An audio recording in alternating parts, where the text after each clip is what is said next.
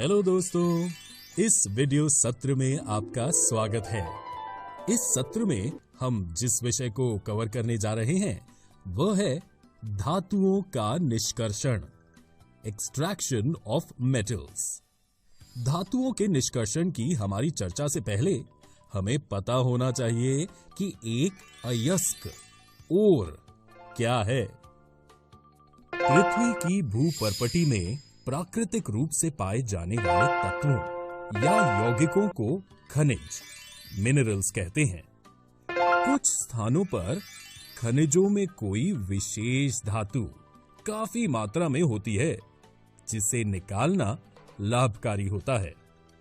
इन खनिजों को अयस्क ओर कहते हैं।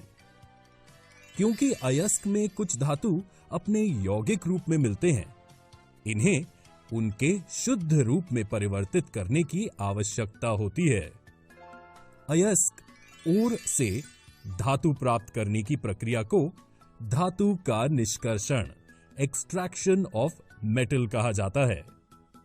अब दोस्तों, अयस्कों को शुद्ध धातुओं में परिवर्तित करने के लिए कई चरण होते हैं।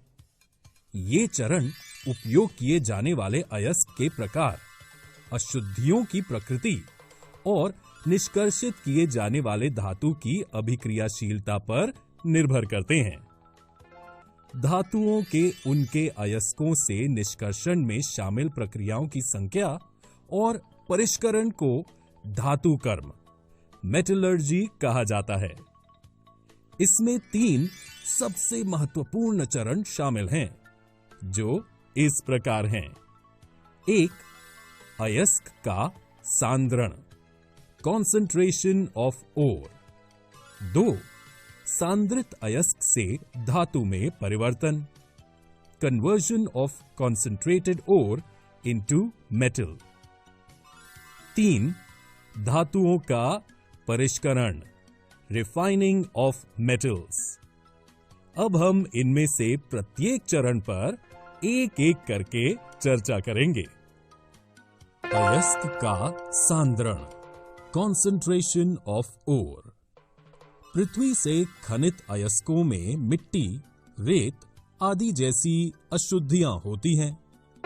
अयस्क में मौजूद रेत, मिट्टी, चूना आदि जैसी अवांछित अशुद्धियों को गैंग कहते हैं। अयस्क से धातु निष्कर्षित करने से पहले इन अशुद्धियों को हटाना आवश्यक है। अयस्क से गैंग को हटाने के लिए उपयोग की जाने वाली विधियां अयस्क और गैंग के भौतिक गुणों या रासायनिक गुणों के बीच के अंतर पर निर्भर करती हैं। गैंग को हटाने से हम सांद्रित अयस्क प्राप्त करते हैं, अर्थात इसमें धातु बहुत अधिक प्रतिशत में मौजूद होगा। सांद्रित अयस्क से धातु में परिवर्तन, conversion of concentrated ore into metal. सांद्रित या समृद्धित अयस्क से धातुओं को निष्कर्षित करने के उद्देश्य से हम सभी धातुओं को 3 वर्गों में विभाजित कर सकते हैं। 1. निम्न अभिक्रियाशील धातुएं, मेटल्स ऑफ लो रिएक्टिविटी। 2. मध्यम अभिक्रियाशील धातुएं, मेटल्स ऑफ मीडियम रिएक्टिविटी। 3. उच्च अभिक्रियाशील धातुएं, मेटल्स ऑफ हाई रिएक्टिविटी। अब हम एक एक करके तीनों वर्गों पर चर्चा करेंगे। सक्रियता श्रेणी में नीचे आने वाले धातुओं का निष्कर्षण, निम्न अभिक्रियाशील धातुएं। सक्रियता श्रेणी में नीचे आने वाले धातु काफी अनअभिक्रिय होते हैं। इन धातुओं के ऑक्साइड को केवल गर्म करने से ही धातु प्राप्त किया जा सकता है। उदाहरण के लिए सिनाबार, HgS, मरकरी पारद का एक अयस्क है। वायु में गर्म करने पर यह सबसे पहले मर्क्यूरिक ऑक्साइड HgO में परिवर्तित होता है और अधिक गर्म करने पर मर्क्यूरिक ऑक्साइड मरकरी पारद में अपचयित हो जाता है। इसी प्रकार प्राकृतिक रूप से Cu2S के रूप में उपलब्ध कॉपर को केवल वायु में गर्म करके उसको अयस्क से अलग किया जा सकता है। सक्रियता श्रेणी में मध्य में स्थित धातुओं का निष्कर्षण। मध्यम अभिक्रियाशील धातुएं। सक्रियता श्रेणी में मध्य में स्थित धातुएं जैसे आयरन, जिंक, लेड, कॉपर की अभिक्रियाशीलता मध्यम होती है। प्रकृति में यह प्रायः सल्फाइड या कार्बोनेट के रूप में पाए जाते हैं। सल्फाइड या कार्बोनेट की तुलना में धातु को उसके ऑक्साइड से प्राप्त करना अधिक आसान है। इसलिए अपचयन से पहले धातु के सल्फाइड एवं कार्बोनेट को धातु ऑक्साइड में परिवर्तित करना आवश्यक है। सल्फाइड अयस्क को वायु की उपस्थिति में अधिक ताप पर गर्म करने पर यह ऑक्साइड में परिवर्तित हो जाता है। इस प्रक्रिया को भर्जन, रोस्टिंग कहते हैं। कार्बोनेट अयस्क को सीमित वायु में अधिक ताप पर गर्म करने से ये ऑक्साइड में परिवर्तित हो जाता है। इस प्रक्रिया को निस्तापन, कैल्सिनेशन कहा जाता है। जिंक के अयस्कों के भर्जन एवं निस्तापन के समय निम्न रासायनिक अभिक्रिया होती हैं। इसके बाद कार्बन जैसे उपयुक्त अपचायक का उपयोग कर धातु प्राप्त किया जाता है। उदाहरण के लिए, जब जिंक ऑक्साइड को कार्बन के साथ गर्म किया जाता है तो ये जिंक धातु में अपचयित हो जाता है। कार्बन का उपयोग कर धातु के ऑक्साइड को धातु में अपचयन करने के अलावा विस्थापन अभिक्रिया का भी उपयोग किया जा सकता है। अत्यधिक अभिक्रियाशील धातुएं जैसे सोडियम, कैल्शियम, एल्यूमीनियम आदि को अपचायक के रूप में उपयोग किया जा सकता है। सक्रियता श्रेणी में सबसे ऊपर स्थित धातुओं का निष्कर्षण। उच्च अभिक्रियाशील धातुएं। सक्रियता श्रेणी में सबसे ऊपर स्थित धातुएं अत्यंत अभिक्रियाशील होते हैं।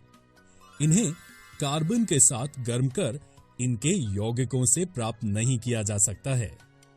उदाहरण के लिए, कार्बन के द्वारा सोडियम, मैग्नीशियम, कैल्शियम, एल्यूमीनियम आदि के ऑक्साइड का अपचयन कर उन्हें धातुओं में परिवर्तित नहीं किया जा सकता है। इन धातुओं की बंधुता कार्बन की अपेक्षा ऑक्सीजन के प्रति अधिक होती है। इन धातुओं को विद्युत अपघटनी अपचयन, इलेक्ट्रोलिटिक रिडक्शन द्वारा प्राप्त किया जाता है। उदाहरण के लिए, सोडियम, मैग्नीशियम एवं कैल्शियम को उनके गलित क्लोराइडों के विद्युत अपघटन से प्राप्त किया जाता है। कैथोड ऋण आवेशित इलेक्ट्रोड पर धातु निष्पेक्षित हो जाते हैं तथा एनोड धन आवेशित इलेक्ट्रोड पर क्लोरीन मुक्त होता है। इसी प्रकार एल्यूमीनियम ऑक्साइड के विद्युत अपघटनी अपचयन से एल्यूमीनियम प्राप्त किया जाता है। तो बच्चों, अब हम इस निष्करण प्रक्रिया के अंतिम चरण को देखें, जो है धातुओं का परिष्करण, रिफाइनिंग ऑफ मेटल्स। ऊपर वर्णित विभिन्न अपचयन प्रक्रमों से प्राप्त धातु पूर्ण रूप से शुद्ध नहीं होते हैं। इनमें अपद्रव्य होते हैं, जिन्हें हटाकर ही शुद्ध धातु प्राप्त किया जा सकता है। धातुओं से अपद्रव्य को हटाने के लिए सबसे अधिक प्रचलित विधि विद्युत अपघटनी परिष्करण, इलेक्ट्रोलिटिक रिफाइनिंग है। विद्युत अपघटनी परिष्करण, electrolytic refining. Copper, zinc, tin, निकल, सिल्वर, गोल्ड आदि जैसे धातु का परिष्करण विद्युत अपघटन द्वारा किया जाता है। इस प्रक्रम में अशुद्ध धातु को एनोड तथा शुद्ध धातु की पतली परत को कैथोड बनाया जाता है। धातु के लवण विलयन का उपयोग विद्युत अपघट्य, इलेक्ट्रोलाइट के रूप में होता है। इस तरह से उपकरण व्यवस्थित किया जाता है। विद्युत अपघट्य से जब धारा प्रवाहित की जाती है, तब एनोड पर स्थित अशुद्ध धातु विद्युत अपघट्य में घुल जाता है। इतनी ही मात्रा में शुद्ध धातु विद्युत अपघट्य से कैथोड पर निष्पेक्षित हो जाता है। विलेय अशुद्धियां विलयन में चली जाती हैं तथा अविलेय अशुद्धियां एनोड तली पर निष्पेक्षित हो जाती हैं, जिसे एनोड पंख, एनोड मड कहते हैं।